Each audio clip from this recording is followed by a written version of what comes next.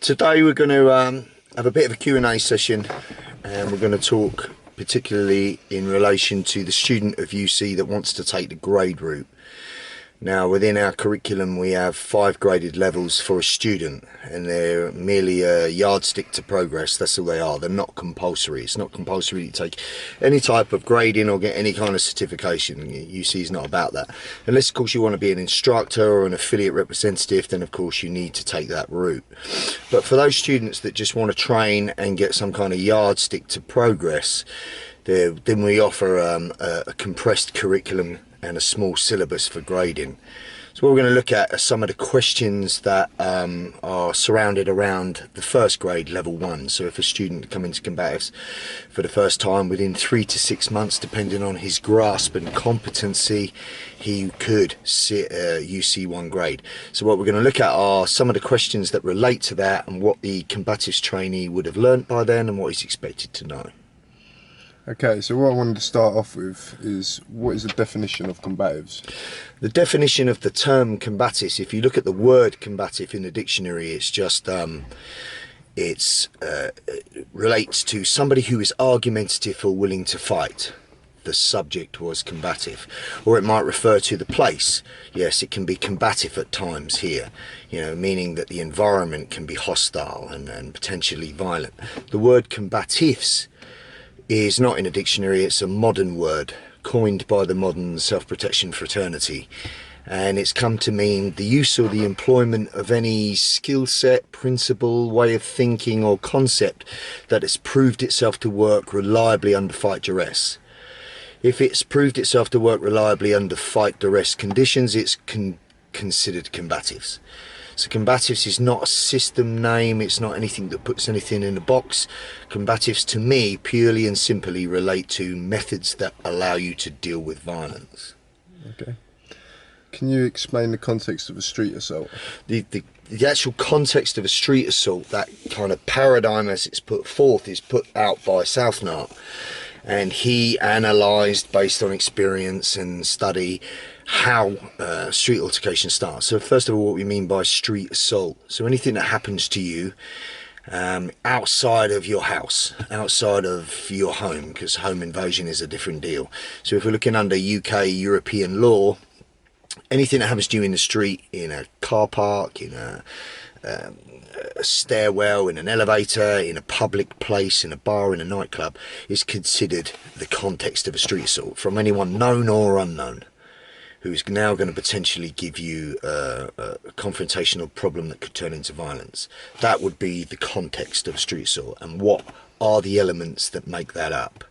The elements that make that up are several-fold. First of all, how does the individual assault? He's either going to assault out of an ambush, that is, you don't see it coming, or he's going to see you and approach with some kind of introductory dialogue, which is known as the interview. This could be deceptive or aggressive. This is how it begins.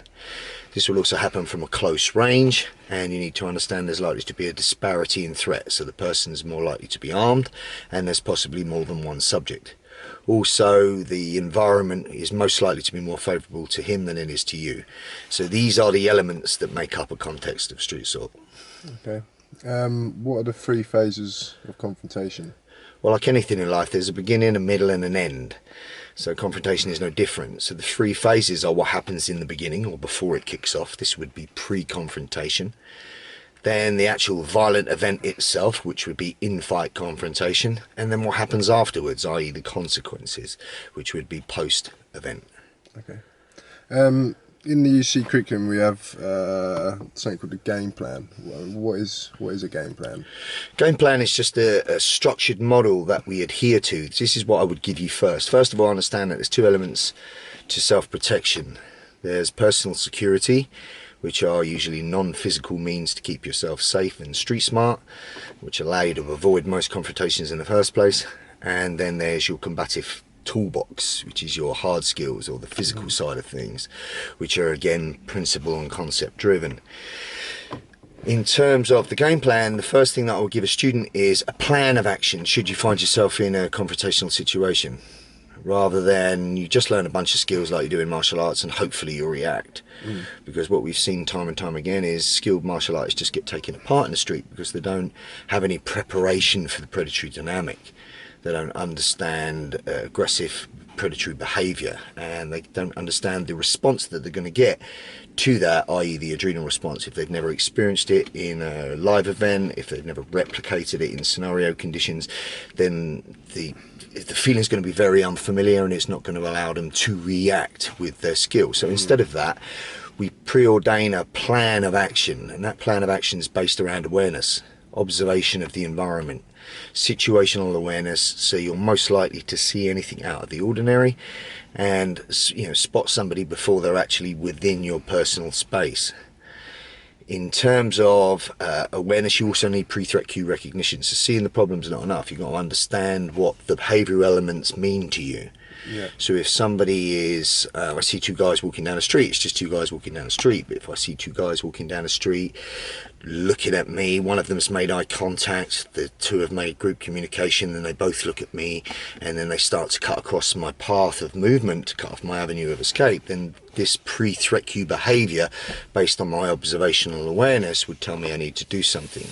In most cases in such a situation, you could possibly avoid, escape, verbally de-escalate, create a verbal physical boundary, or possibly arm yourself in preparation. But the whole key to the game plan is the awareness. You need to see it coming, because it doesn't matter what skill set you have or what weapon you carry. If you don't see the problem coming, then the problem's on you, and now you're reacting, which is never the best. So game plan is based around seeing the problem. If the problem is unavoidable when it approaches you, we employ situational control, where I want to temporarily protect personal space and assess what my options are, and then based on the criteria of his behavior next would dictate whether I employed a preemptive response. This could be something as simple as shoving him and running, could be controlling the subject if it was a lesser means of threat, or right up to a preemptive strike, and if necessary a continuous assault until the threat subsided. At the earliest opportunity, I want to get myself extracted from the situation, so I want to escape. So this game plan based around awareness, situational control, preemption, continuous attack and escape is our model for self-protection that we begin with, and then we build contingency plans around it for the what ifs. What if I wasn't switched on? What if I did get caught by surprise? What if you're attacking me and now I have to react? These things come secondary to our plan of action, which is a proactive response. Okay. Well, I was going to ask about breaking down the game plan, but you've pretty much done that.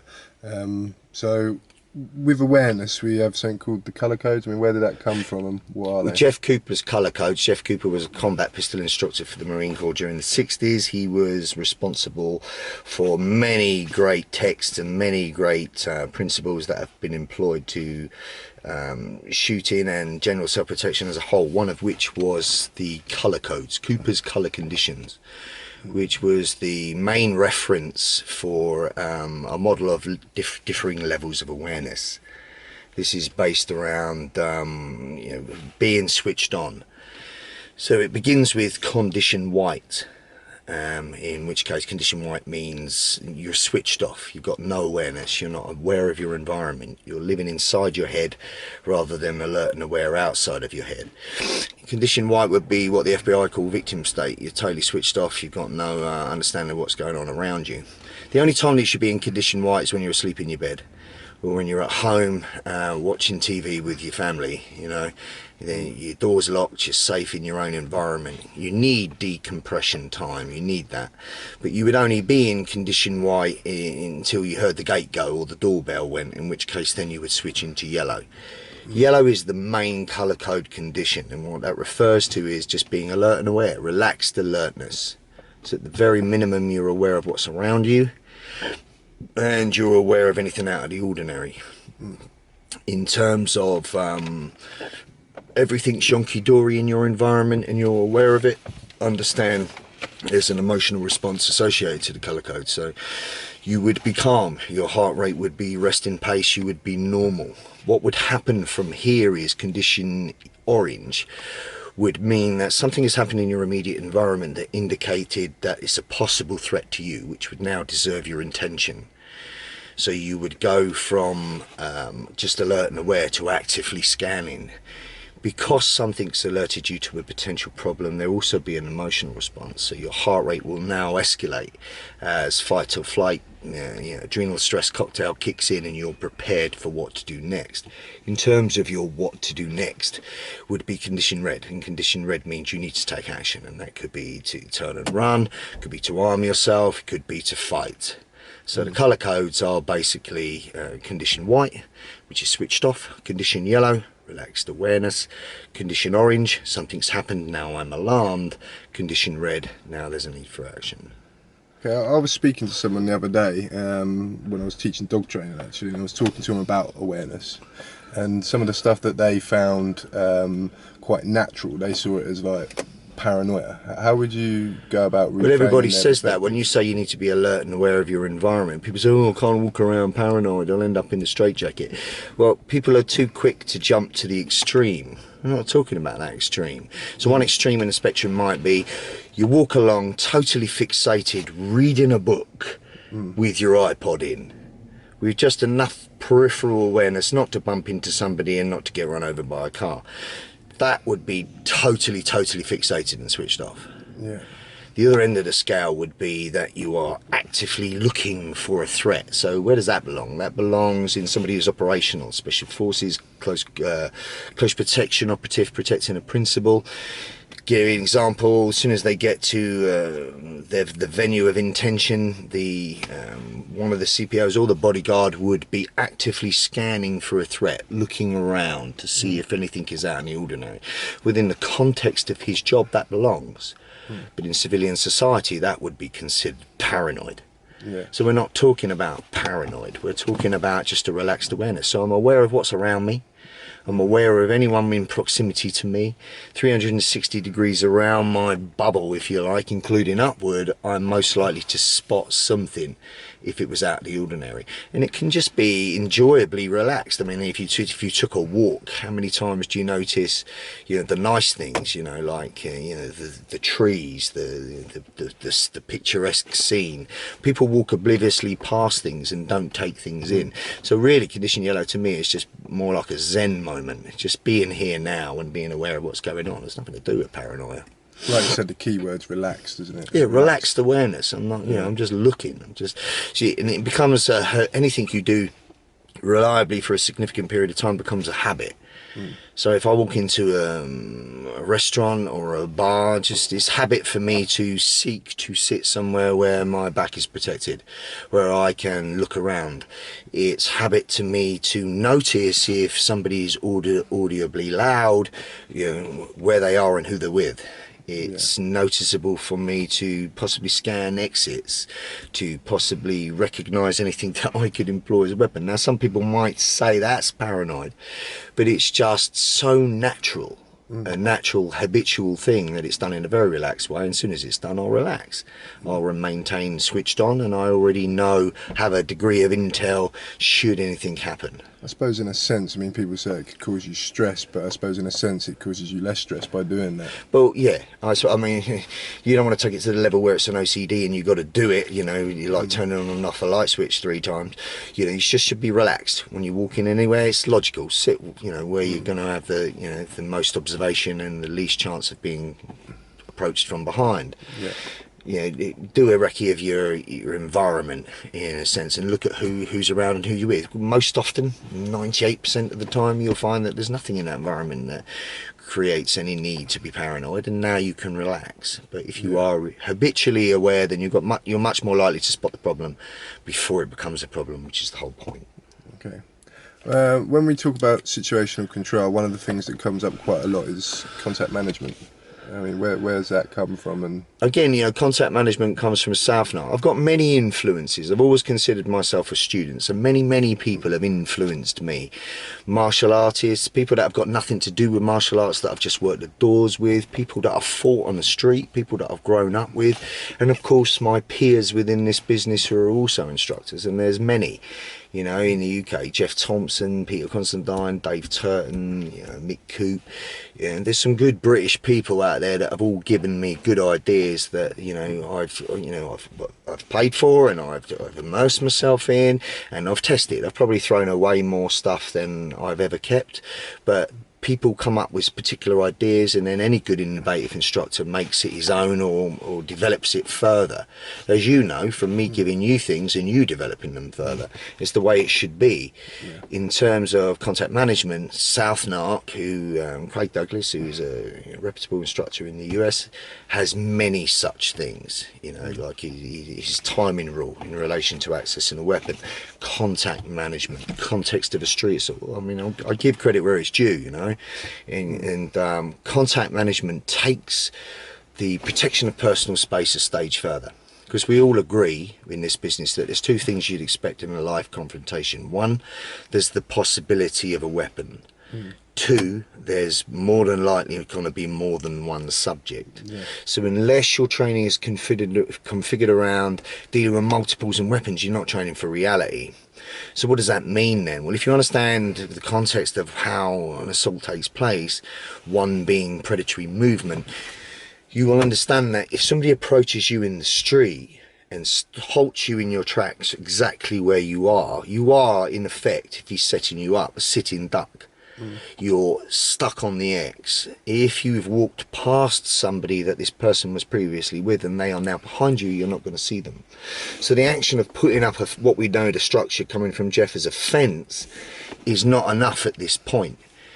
What you need to do is contact management, and what contact management simply means is if that somebody approaches you, you step past them and turn around, forcing them to turn and reorientate to you. And what this allows you to do is spot potentially if anyone was behind you, bringing them into your peripheral vision, and now placing you in a tactical position where they are now behind their friend as opposed to behind you. So in terms of the principle of stacking, if this goes off, I've got two subjects stacked, one here and one behind, because I've contact managed. So if this goes off, I can go one-on-one, one-on-one. Whereas previously, if you've stopped me here and the other guy's panned in behind me, unbeknown to me, then it's going to be 2 and 1 in the middle, and now you've got your fucking work cut out. So contact management takes care of that problem and takes into account that there could be more than one subject. Whilst you're doing that, also you should maintain a visual on the subject and monitor what his hands are doing. So in one single step and reorientation, I am monitoring where your hands are. Is there an immediate weapon in your vicinity of your hands, and who you're with. This is contact management. It's a big part of situational control. I suppose by doing that turn as well, you're sort of pattern interrupting them, aren't you? You are pattern interrupting. So if the person suddenly halts your encroachment, even with a big smile on his face, this is hostile behaviour. This is predatory behaviour. So if I reorientate and make him turn, I've just thrown a spanner at the works. So it goes back to the old warring texts from, you know, Book of Five Rings or Sun Tzu Art of War or Clausewitz on War, who all agreed with that you never allow the enemy dictate the battlefield. So if this guy halts me in my tracks to set me up, keeping me on the X, he's trying to set the battlefield. I'm going to take that away from him by reorientating my position. I suppose if they've done that, so say it is a street assault and they're trying to mug you, if they've done it a certain way a set amount of times and then you've suddenly done that, it's a massive pattern interruption. It can be enough to negate the situation totally, or it certainly, if they're equally committed, put you in a better position to do something about it. Okay. So yeah, we touched on the fence. Can you explain a little bit more about the fence? Well, if you look back through history, I mean, you can see old texts right back to the 1700s, as back as early as the 1400s, and you'll see the likes of Fio de Liberi, the Italian sword master, teaching abazar, which was a form of all-in fighting, which was unarmed, with a stick, with a dagger, with a sword. And in terms of the unarmed concept, it began from what can be depicted in illustrations as a position of situational control. That is, his hands are up and he was making a stop sign. It looks rather static and stiff, but it's the earliest example that I've ever found of somebody protecting personal space. So everybody's always done it for years. But the person that deserves the credit for making it a concept and something that's understood and something that's saved the bacon of many, many people in the past, including me, is Jeff Thompson. I mean, he created it and called it a fence. So he's saying basically it's a fence around your factory. It's a temporary barrier between this guy closing on you so you can momentarily assess what to do next. whether it's fine, you don't need to do anything, whether you could de-escalate this situation, whether you need to extract yourself, or whether you need to fight. Yeah. So it will buy you momentarily the option to be proactive. 3 functions of defense are: 1, it protects personal space; 2, it's a sensory antenna. So the lead hand, if touched in any way or slapped down, the guy's giving you the information that he wants to close on you. He's telling you a pre-threat cue, because the final precursor to violence is distance closure. Third thing it's giving you is a rangefinder. If I can touch you, I can fucking knock you out with the other hand. So that's the functions of defense. Okay. All right. So because we're mainly talking about level 1 grading, what are the hard skills relating to that grade? So the 2 key elements for self-protection in relation to personal security or soft skills, and then combative tools, hard skills, for level 1 are very, very simple. I mean, the whole syllabus is completely compressed and simple. So the hard skills are the palm, the slap, the eye blitz, the hammer fist, the elbow, and the knee. These would be the requirements for grade 1, along with the knowledge of the colour codes and the game plan. You would also need to show me how you loop your skills together into a continuous attack, and understand the principles of that. And then 2 elements of counter offence will be looked at. How would you deal with somebody grabbing you or manhandling you in some way, and how would you deal with somebody trying to punch you in the head? These are the 2 counter offence or situational offence elements attached to grade 1. Okay. So you've got your soft skills, your hard skills, your counter offence. Yep. Okay. So well, preemption. Talk about preemption. I know you've touched on it a little bit, but well, preemption basically means being proactive, taking action. So if I asked you the question, define for me preemption, and you said hitting first, that would be an incorrect response or an inaccurate response, because what preemption is the taking of action before you take action. So I might flank you and run. This is preemptive. yeah. I might see you approach from 5 feet, just turn and leg it. This is preemptive. I might shove you and posture hostile and maybe look to pick up a weapon in order to dissuade your attitude. This would be preemptive. Or I may strike you. You know, the ideal might be I hit you with a single strike, it ends the problem, and now I'm gone. But you can never expect one shot to work, so we train for continuous assault. So if I've hit you with 1 shot and you stagger back but you're still on your feet, then you're still potentially a threat. In which case I'm going to finish this before you recover. I'm going to attach to you so you can't get away from me, and employ a repeated assault till you are no longer a threat and you are down. Control your descent, and then I'm going to get gone. So preemption basically means do something before he does something. Okay. And I mean, where does the law stand on that? I know obviously in different countries it's different. Well, what we can talk for really in primary is UK law. So under UK law, and there's different elements attached to this in Europe. For instance, in certain countries in Scandinavia, I believe that it is forbidden to be preemptive. You have to wait until you're assaulted, which is fucking absolutely ridiculous, because confirmation coming after the event was going to result in you fucked up. So, you know, it's too late. In terms of, if you have the honest belief that your life is in danger, you cannot immediately extract yourself from the situation because this person has prevented you from escaping. And he exhibits behavior that indicates to you that you are about to be assaulted. So he reaches into a waistband for a weapon. He looks at that bottle on the table and then goes towards it to pick it up to put it around your head. You don't have to wait until that action is actually confirmed by taking place before you act. You have the right to preemptively defend yourself should you feel that you're about to be assaulted or that your life is in imminent danger. In terms of the force that you employ back to deal with that problem, as long as it makes the problem subside, you should do what is necessary and no more. So if I can end it with 1 strike, I'll end it with 1 strike. If it's necessary for me to attach and continue with 2 or 3 more, and now the person's done, then it's done. I'm not going to, kick him when he's on the floor or stamp when he's on the floor. We train for a level 10 threat, which would be the worst possible case scenario. You're facing the fucking Antichrist. You hit him with everything you got, you continue, you just miraculously manage to get him on the ground, and then as you go to leave, he grabs your ankle and tries to fucking access a weapon to pump into your femoral. In which case now, it would be justifiable for you to crush his ankle with your stomp in order to get him off you because he's going to kill you if you don't. This would be a level 10 use of force to a level 10 threat. We train this way in combatives because combatives are at the extreme end of the scale, but that's not how you'd fight every fight. If I can end this with a shove, then I'm not going to hit you with a punch. If I can end this with a strike, then I'm not going to hit you with a stick. You get the picture? So it has to be reasonable, deemed reasonable and necessary by the absolute layman who has no understanding of violence at all. You know, so it's a clouded line. It's not clean cut. Yeah. It's a very, very grey area. But the bottom line is, you know, learn the laws in terms of preemption for the country that you live in, and of course adhere to the law like a good citizen until you found yourself in a situation where self-preservation is all that matters. Yeah. And now the saying where, you know, it's better to be tried by 12 than carried by 6 Yeah. belongs. But with that said, if you have a good moral compass and you've done all you could to extract yourself, and if you could have, you would have, but you can't, then justification should be on your side, and you certainly have the legal right to protect yourself. But understand what it's about. It's about self-protection, doing what's necessary and no more. It's not about retribution or teaching somebody a lesson. So while we're on law, what constitutes a threat?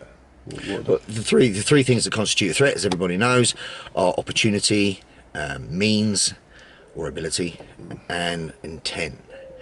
So if you have all three of those elements in place, then the guy constitutes a threat.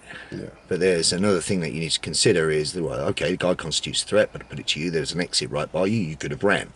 Well, if you could have, you should have.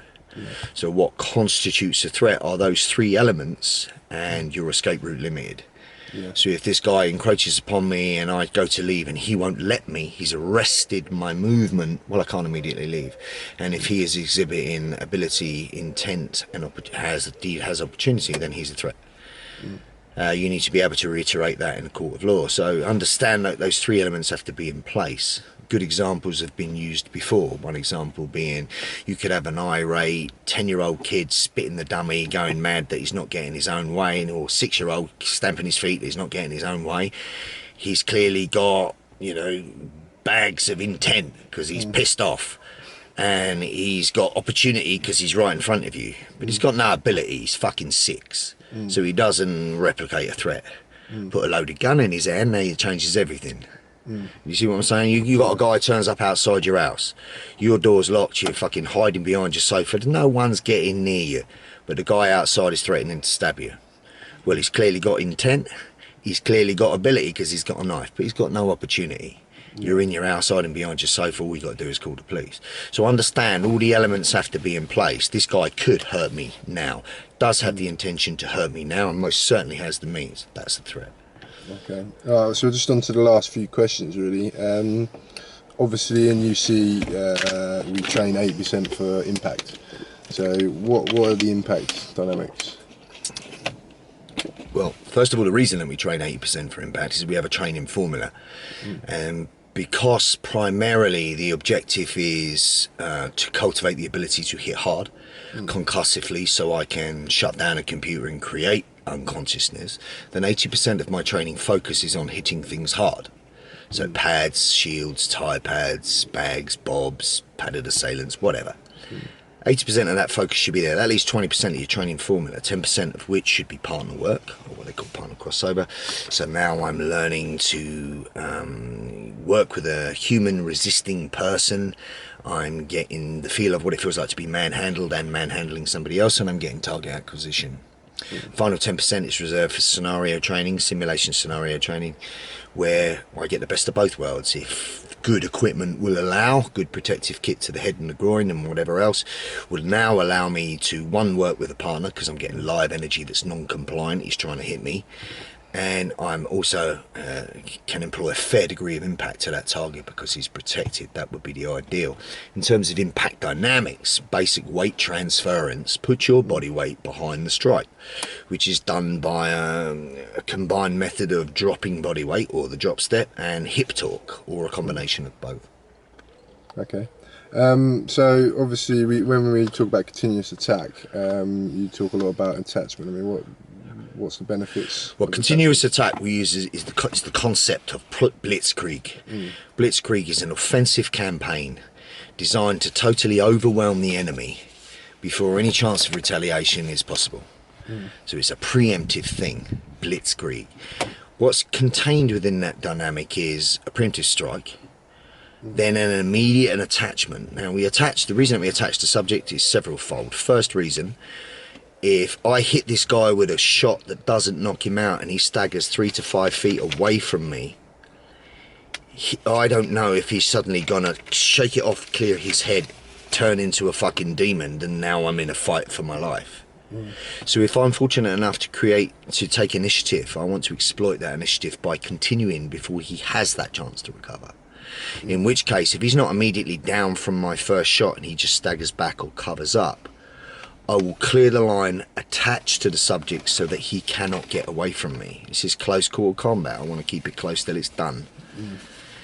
It will also can have the effect of improving my impact, because I can pull the person onto my concussive shot, creating a car crash effect. One of the main reasons we attach is it's an in-fight sensory tentacle. So understand the mental state that you be in when a fight kicks off. You're no longer cognitive, you're in fight mode. So any intel that you get is gonna be tactile.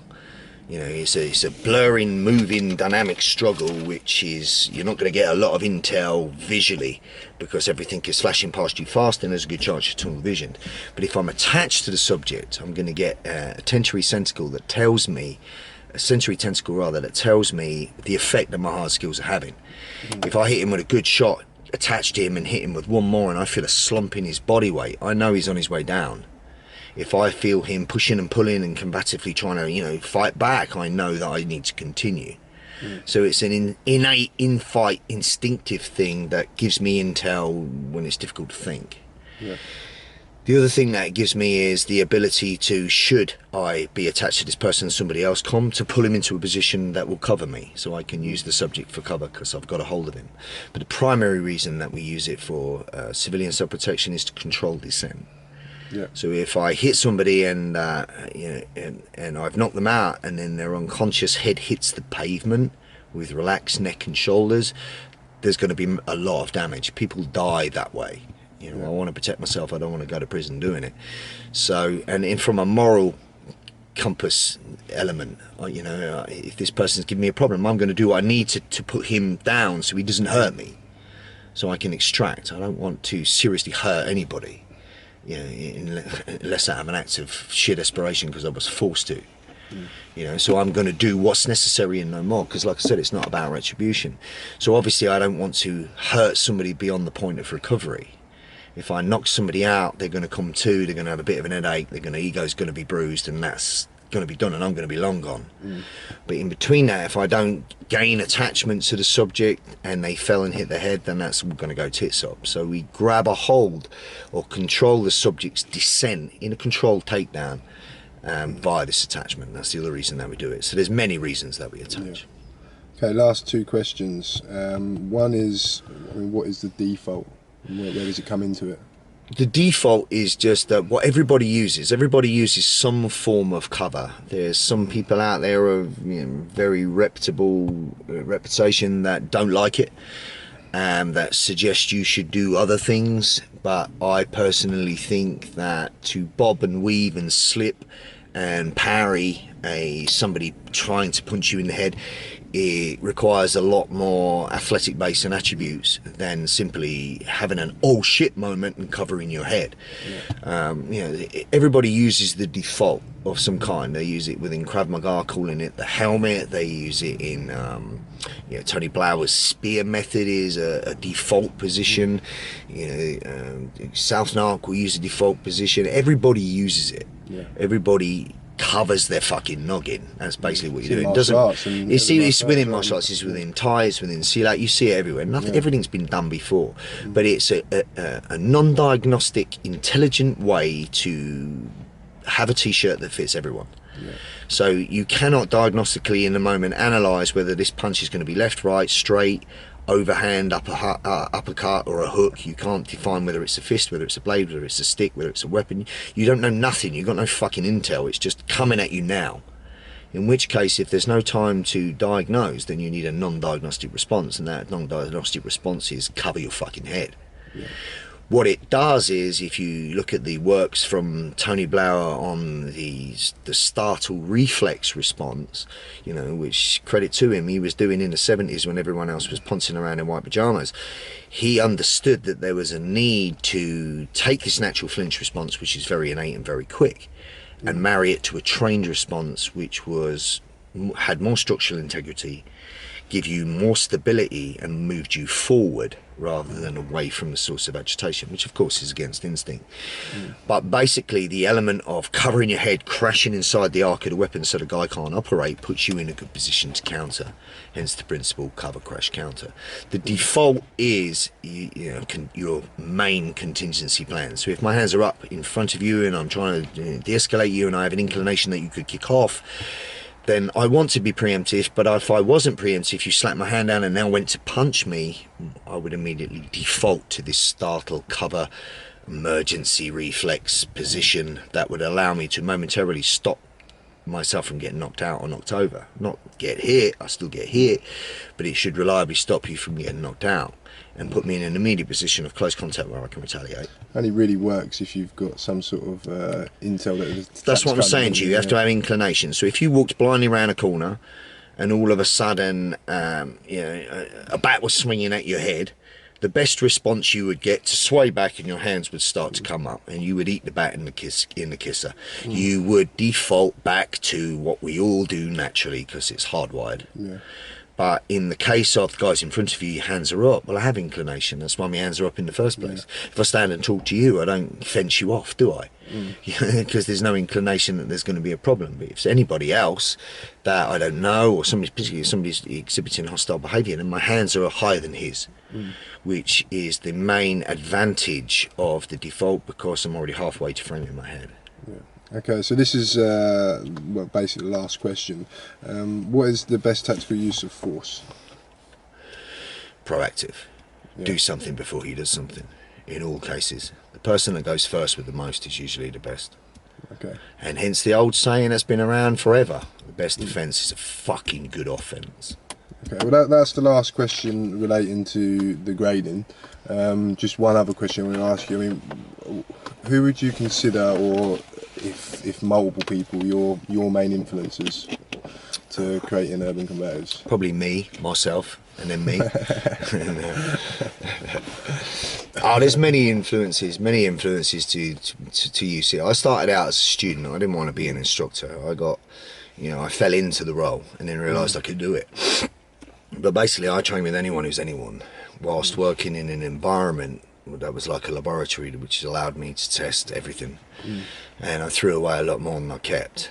And what I found is I learned lessons from everybody, from people, from bad boys that I grew up with, from bad element that I hung around with and was involved with, through to people I fought on the street, people I fought on the door, veteran doormen that I've worked with that have never done a day's training in their life. They're only training for the event is the event.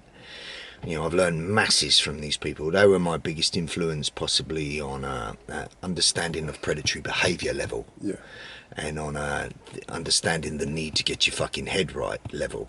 They gave me the main component. In terms of, I've trained with some of the best martial artists in the world. They've all given me something. In terms of the first turning point in martial arts for me, was the first example I saw that had a non-reciprocal exchange. And the first example of that I saw was the rapid assault tactics of Vunak, back in the 90s, where he was proactive and taking it to you. I liked that dynamic of fucking mowing through you.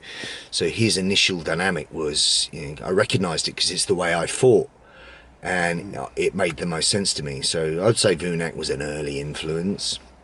And then of course Jeff Thompson, granddaddy of reality-based self-defense, and all of the good BCA guys that are associated, Peter Constantine and others like him. They had the knowledge, the understanding that people always wondered about, which was the fear element, controlling fear, controlling your emotional response. And I could absolutely relate to what Jeff was writing because I was living that every night, asking myself the same questions. So that's why I sought him out. So Jeff was a big influence on me. And then of course when I saw some of the World War II stuff I initially saw through books and articles and stuff like that, and I was fortunate enough to train with Dennis Martin, who was a massive influence on me in many ways. He introduced me to the NLP, for instructional enhancement. He introduced me to the FEB and the sites curriculum as everybody understood it. He was a good historian. He had good drills. He taught me how to innovate. And then I trained with another group, Coda, Pete Robbins, the late Pete Robbins, who was, again, a historian. He was probably one of the most influential people on me because he kind of took me under his wing. He knew I was working in an environment where I was, testing this shit, and I was coming back to him and going, yeah, look, this worked well, but I had to adapt it like that. Or this don't work, don't waste your time with it. And I'll be like that. And he kind of immersed me in time. And he gave me a lot of good pointers in life. So Pete Robbins was a big influence, but it was during my period of training with Pete Robbins and the group Coda that I first saw Kelly McCann on a Paladin video, the early Combatives 1, 2 and 3, and it was just the intro, the music in the intro, and seeing him move made me think, ironically, what he said to me 10 years later, and that was, fuck me, if this geezer was in my face, what would I do? And I want that. And then fast forward 10 years, I role modelled Kelly McCann. His attitude and his understanding of aggressive violence really suited me and was in line with everything I'd experienced so far in my life. Because if you look at a violent dynamic when it kicks off, it's fucking hideous. It can be really carnage, it can be really ugly, and that's the first kind of model of movement that I'd seen that had any chance of countering it. And when I employed it, I found immediate success with it as long as I was proactive. Even reactive, even when I've had to cover and fight back that way, you're always going to have your work cut out like that. But as long as you fucking keep motoring, then you got a good shot. So his dynamics suited me. And then, I just became to personalise it for myself, He started to get my signature. So a lot of influences and a lot of people after that, a lot of people since, and hopefully more in the future, because I'm still a student, But many influences. But probably Jeff Thompson, Dennis Martin, Pete Robbins, Kelly McCann. They would be the primary. Nice. That's it. Yeah? Yeah. Good.